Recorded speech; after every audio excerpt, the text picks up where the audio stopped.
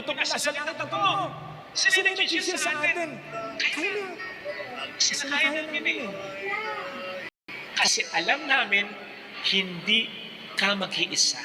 Dahil saksi kami ng Diyos ay hindi nagpapabaya talaga. Yun ang sinasabi sa ating kalawang pag-asa.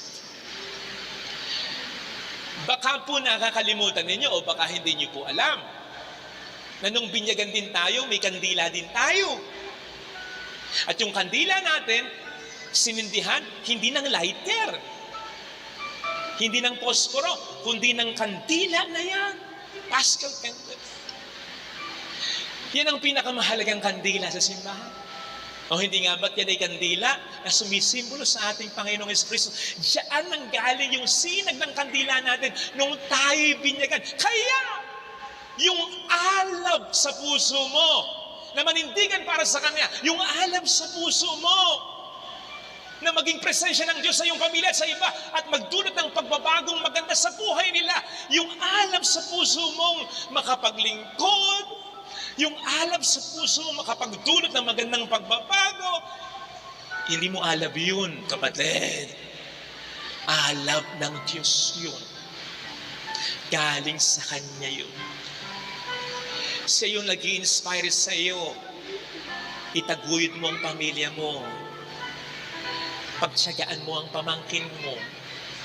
Alagaan mo ang may kapansanan mo, anak.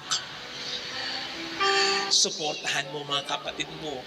Huwag mong pababayaan ang magulang mo. Gawin mo ang lahat para maayos ang buhay.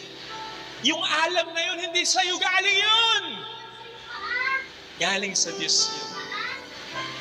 At maliwanag ang sinasabi ni San Pablo ukol dito.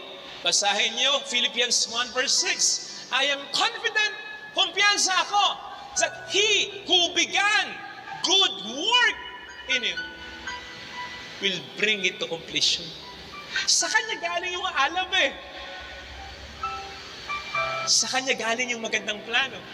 Sa Kanya galing yung magandang intensyon.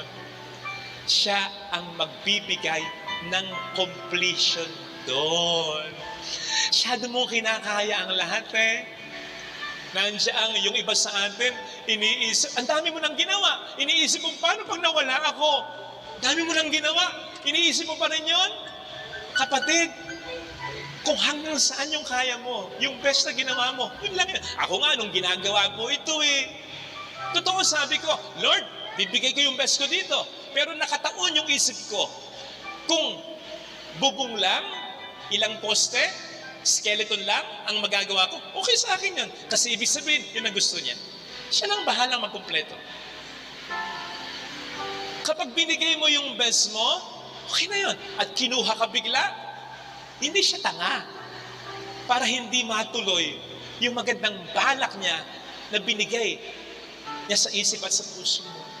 Eh, meron nga iba dito. Di ba? Hindi kayo napag-aral ng inyong mga magulang dahil sa kahirapan. Pero, ang ganda ng buhay niyo ngayon.